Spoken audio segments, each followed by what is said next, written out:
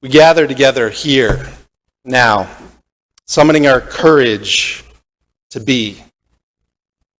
We gather bringing our weariness and all of our energy. We gather bringing our wariness and our vision. Like trees in rocky places, our roots clutch. What we find is one another. What we find in each other, we hold tightly onto. Courage is not certitude. Courage is not assurance. Courage is the willingness to join in the attempt, to join in the unlikely, even the impossible. Courage is a choice. Courage is a way of knowing. Courage is a way of joining together. Courage is knowing that together we will do what none of us can do alone. So friends, come, let us worship together.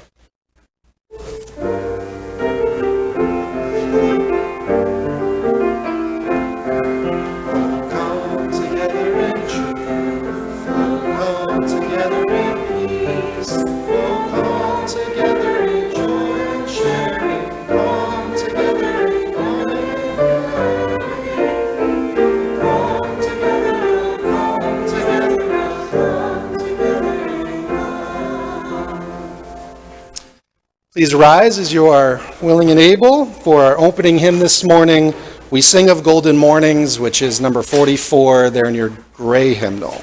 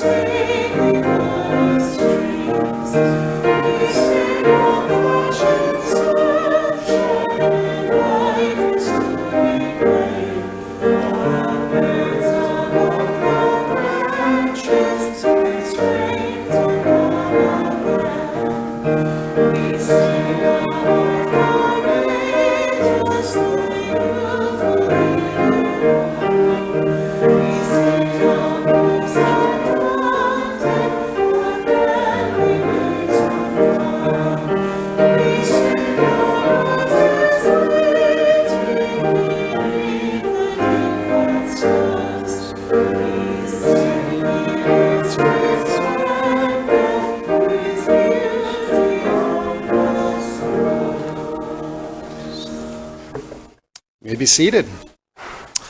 Well, now I'd like to invite forward Louise Rachin and Jackson Raza to help out with the Time for All Ages. And any kiddos out there, any young at heart who want a little better front row view, feel free to come on up.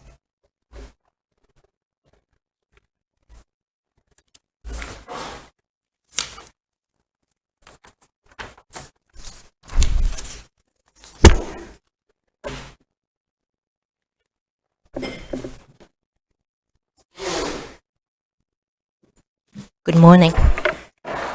On the TV show Ted Lasso, Ted is an American hired to coach soccer in England. This is a scene where he is challenged to darts by a cocky Englishman who brought his own darts. So Rupert, y'all take your darts pretty seriously over here, huh? This and, what's that billiard game y'all play that sounds like a brand of cookies? Snooker? That's it. I love to curl up under a blanket, watch You Got Mail, and devour a box of Snookers. After the Englishman suggests a pretty steep wager that would give him control over the soccer team, Ted agrees to the bet and responds, Whatever you say, Rupert Doops, just let me know if I'm winning or losing. This is gonna be a hoot. As the game wears on, Ted muses, Guys have underestimated me my entire life, and for years I never understood why. It used to really bother me. But then one day I was driving my little boy to school, and I saw a quote by Walt Whitman. It was painted on the wall, and it said, "Be curious, not judgmental." I like that. Ted throws a dart and scores a triple 20. So I get back in my car, and I'm driving to work, and all of a sudden it hits me. All them fellas that used to belittle me, not a single one of them was curious. You know, they thought they had everything figured out, so they judged everything and they judged everyone. And I realized that they're underestimating me. Who I was had nothing to do with it, because if they were curious, they would have asked me questions. Questions like, "Have you played a lot of darts, Ted?" Ted throws another triple 20. To which I would have answered, "Yes, sir," every Sunday afternoon at a sports bar with my father from age 10 until I was 16 when he passed away. Barbecue sauce.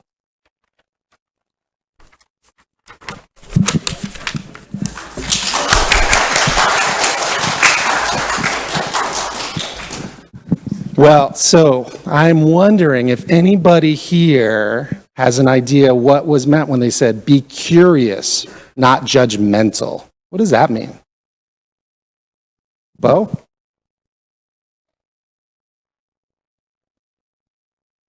Trying to find things out. That's good. Anyone else? Be curious, not judgmental. What could that mean? Yeah? Oh, not judge a book by its cover. What does that mean? Like, so you got a book and there's a cover. What is it? What are you talking about? Don't say it's boring because it could be good. That's true. Good. Anybody else? Any thoughts? Judgmental. Don't be judgmental. Do you know what that means? Have you heard of a judge? What do judges do? They judge people. Yeah, that's true. Any of the grown-ups have an idea? What does this mean? Be curious, not judgmental. A quote from Walt Whitman. What does that mean to you? Anybody? You don't have to raise hands. Ask questions. Listen, yeah. Look before you leap.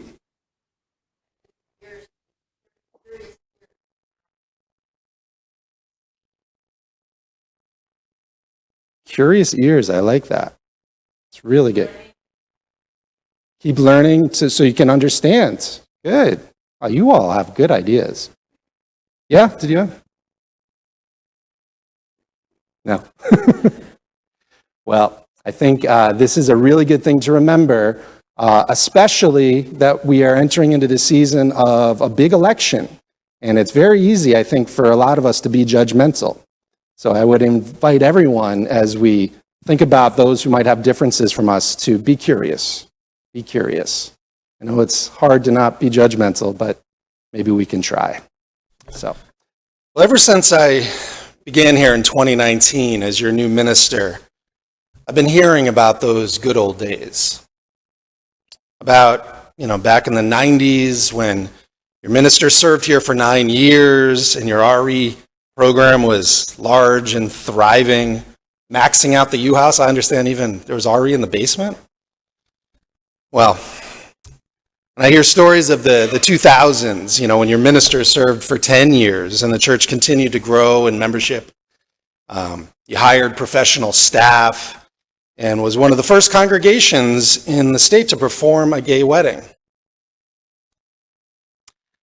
For those 2 decades, I've been told the congregation was bursting at the seams, the glory days.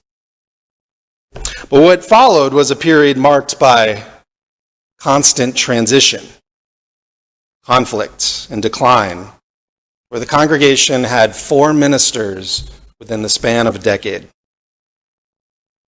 In the mid-2010s, this congregation actually lost about 30 to 40% of its membership, which is often the end of a congregation. But not this congregation.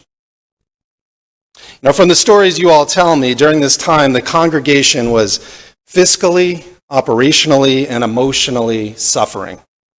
It was sort of like First Parish was in the ICU. Congregants left to to join other churches. Some moved away, and others never formally left First Parish, but we don't really see much of them anymore. Now, some of you are, of course, new, and this is all ancient history. You may not be aware of some of this history, but it's remarkable how history continues to inform the present in big and small ways. And until the past is dealt with, and I think you can relate to this personally, it will certainly affect our future. Some of this work began with your interim minister, Reverend Chandler, my immediate predecessor.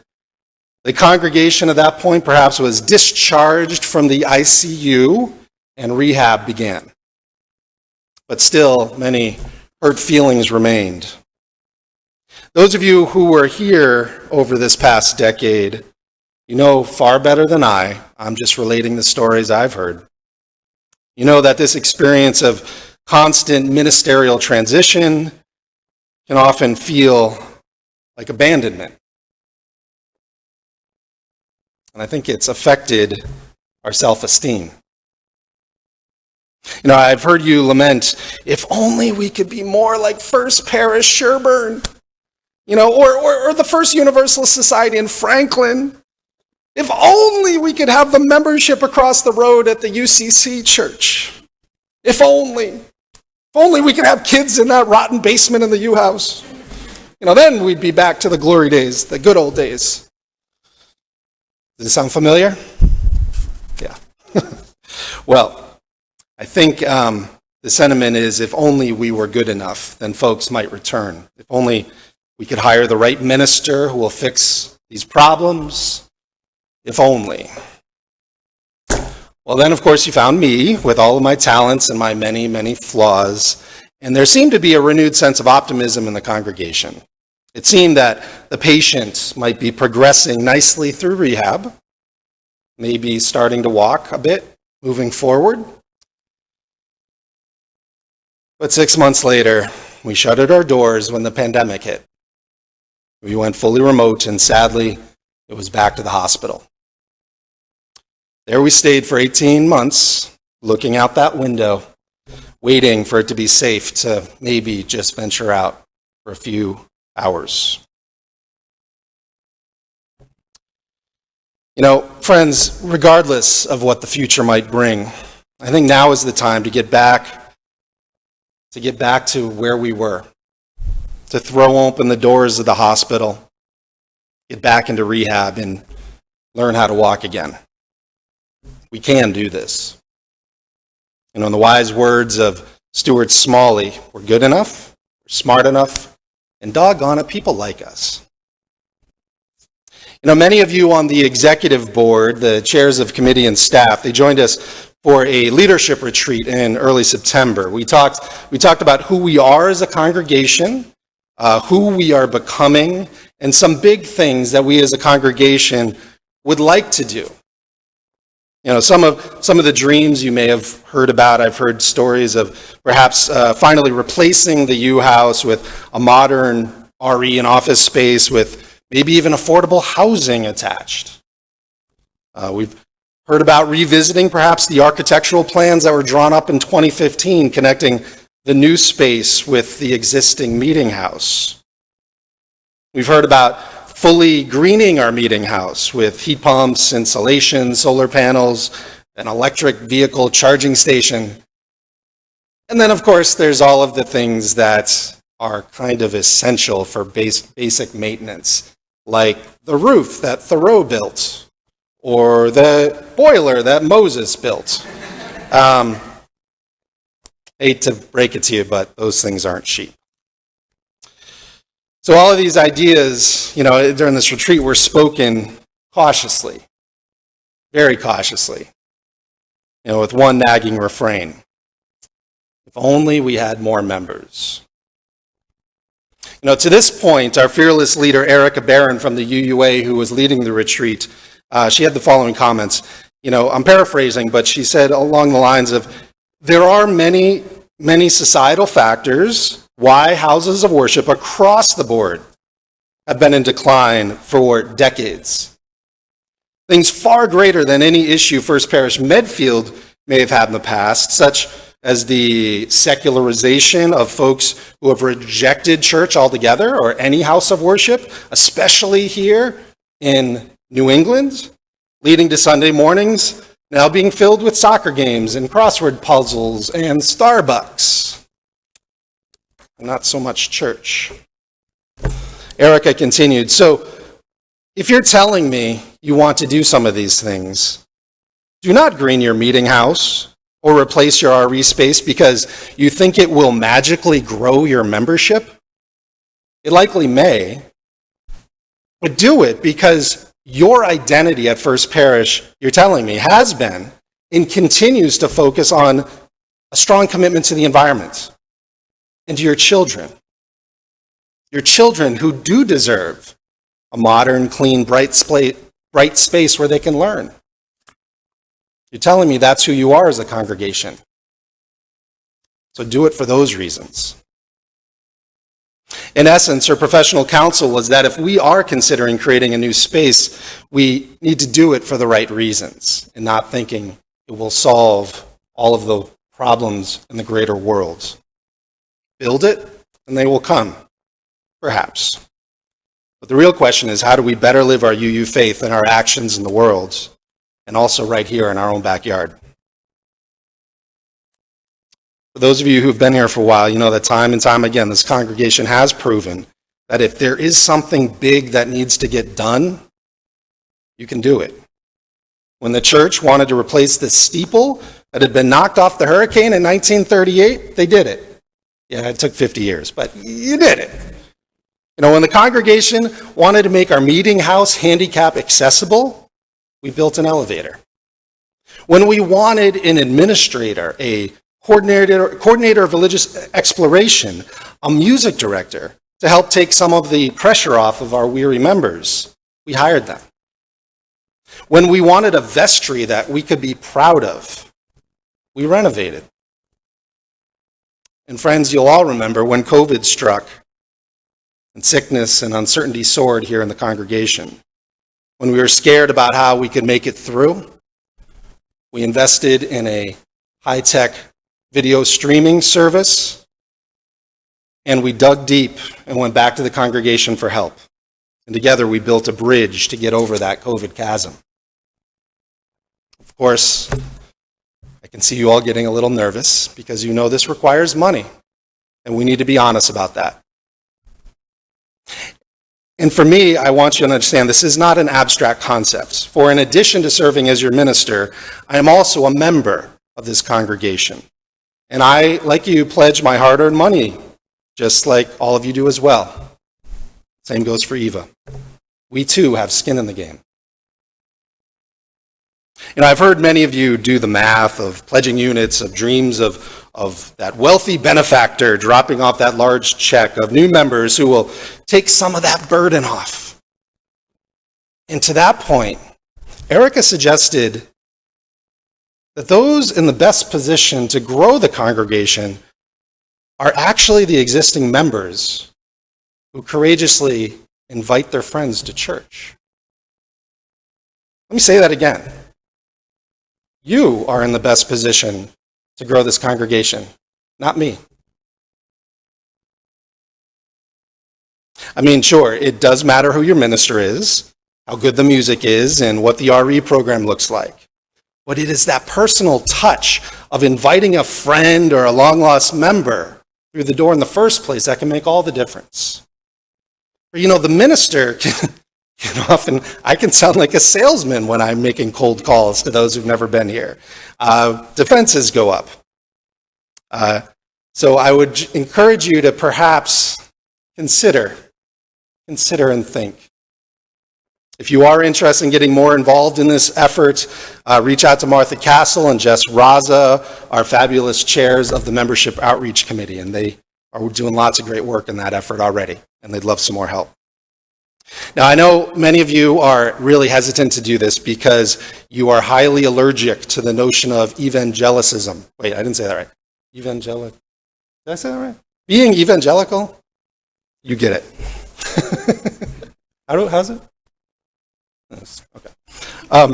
But, I know a lot of that comes from our own personal upbringings in different faiths. I want to remind you that UUs are not trying to persuade someone to accept a exclusive, narrow dogma.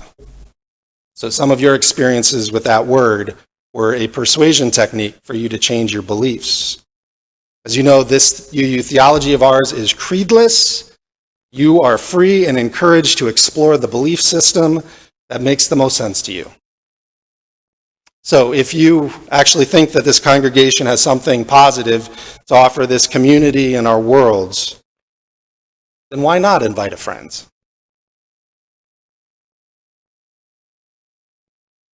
Are we good enough? Are we smart enough? Do people like us? We'll see.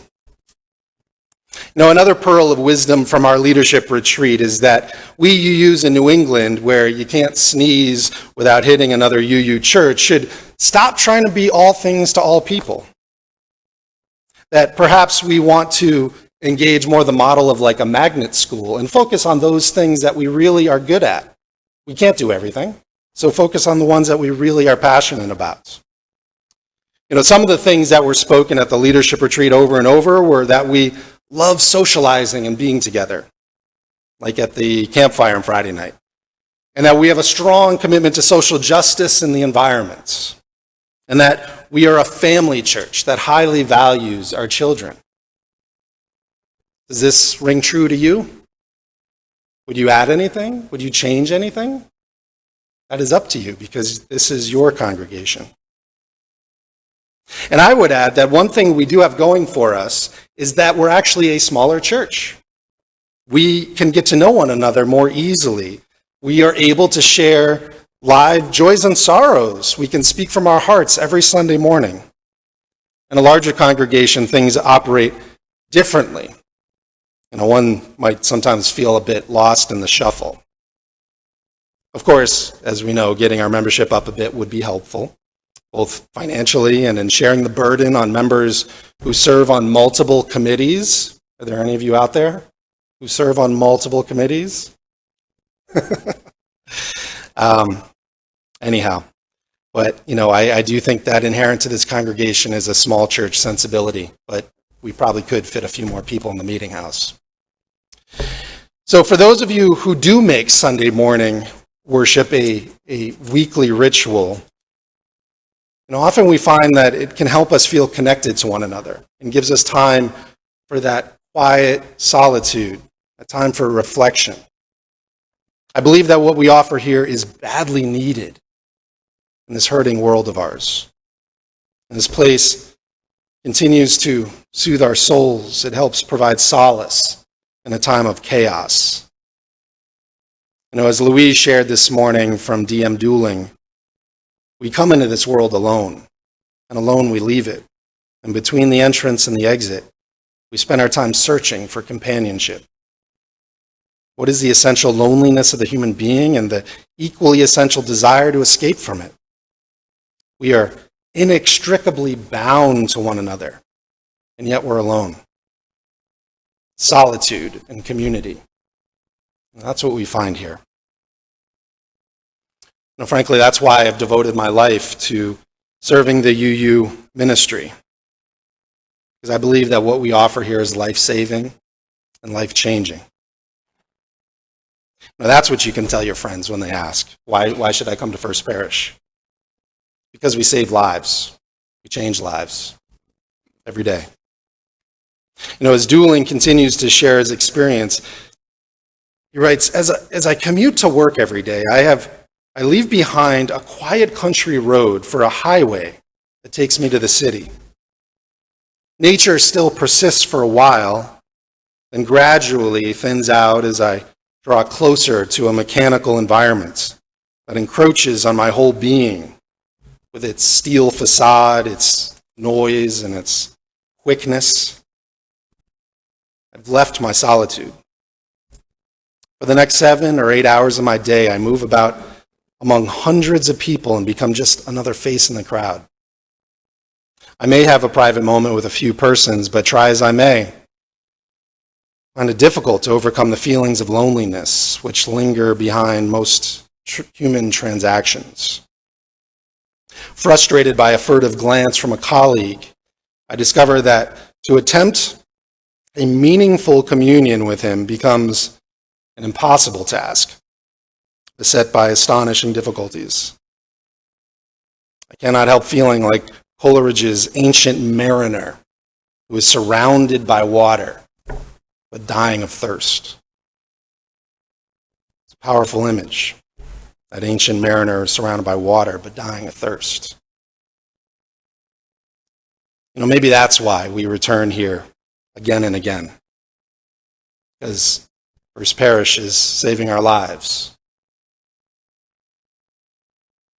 But I do believe that to fully move into the next chapter of this 371-year-old congregation, that we would be wise to deal with some of the congregation's hurt feelings from the past. I've heard from some of you that you're still reeling from issues from a few decades ago. Some are still angry. You're hurt, sad, frustrated. I think we should talk about it. As any of the longtime members can speak to, there have been boundaries crossed by former leaders of this congregation, and in some instances, terrible harm was caused. Others had their feelings deeply hurt because a minister who they considered to be a friend left for good.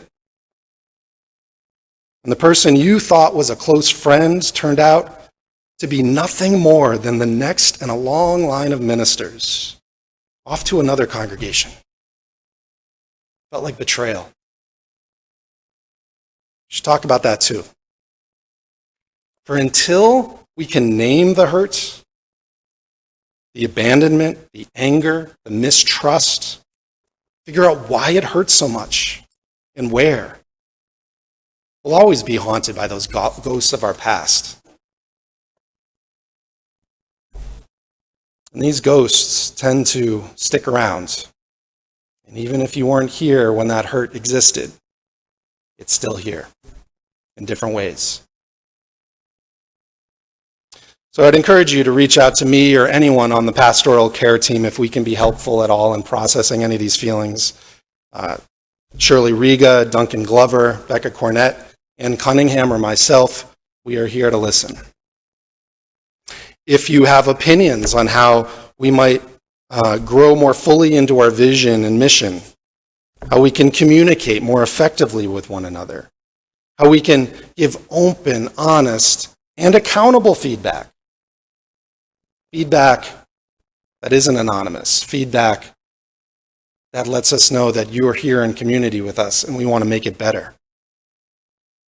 Understand that, friends, church is different. I am not a television show. This is not a spectator sport. We here are held in covenant with one another in a beloved community. So on that end, if any of these issues are something you want to talk more about, please reach out to those on the Committee on Ministry, Karen Wyans, Nate Raza, Duncan Glover, John Cornett, or myself. If you have questions about money, church finances, and how we might get from here to there, our treasurer, Glenn DeBates, is a great resource, as is the annual Fund Drive Committee. Marshall Sugarman, Mary Corthell, Fritz Fleischman, and George Lester. Reach out to them. And of course, if you have questions about fiscal issues or the big picture direction of this congregation and how we can become more fully realized into who we want to become, reach out to our executive board. Bill Wyans, Jen Bartle, Glenn DeBate, Kay Bennett, Sarah Zatoli, Jeanette Rule, Martha Castle. And of course, if you have questions about that or anything else, please reach out to me. You all got my email. Click on the Calendly thing, sign up for a time, or call, whichever. Be happy to talk with you about anything that's on your mind. For friends, we are good enough, we're smart enough, strong enough, caring enough, we're passionate enough, and doggone it, I like you. So rest assured, as long as this shared ministry of ours continues to be fruitful, and I can be of some service in guiding us toward where we want to go, I'm not going anywhere. For this is too amazing of a congregation to let our broken past affect our collective self-esteem, to prevent us from healing, to prevent us from getting up out of recovery and walking forward. Now, friends, you know that First Parish is not to be underestimated, right? And as we heard Jackson say in our dramatic Time for All Ages this morning, in the voice of Ted Lasso, folks have underestimated me my entire life. And for years, I never understood why. It used to really bother me. But then one day I was driving my little boy to school, and I saw a quote by Walt Whitman. It was painted on the wall, and it said, "Be curious, not judgmental." I like that. You know, if there was ever a better slogan for Unitarian Universalism, I'm not sure I've heard it. Be curious, not judgmental. So I get back in my car and I'm driving to work, and all of a sudden it hits me. All them folks that used to belittle me, not a single one of them was curious. You know, they thought they had everything figured out, so that they judged everything and they judged everyone. And I realized that they're underestimating me. Who I was had nothing to do with it. Because if they were curious, they would have questions. Questions like, "Have you played a lot of darts, Ted?" To which I would have answered, "Yes, sir," every Sunday morning at a sports bar with my father from age 10 until I was 16 when he passed away. If they were curious, they would have asked questions like, "Does First Parish have a beloved community where your children feel safe and cared for, supported and loved? Do your UU principles guide your actions to build a greener and safer world for the next generation, filled with more compassion, justice, and equity? Do you save lives every day?" To which we answer, "Yes, indeed. You better believe it, every day." So may it be. Amen.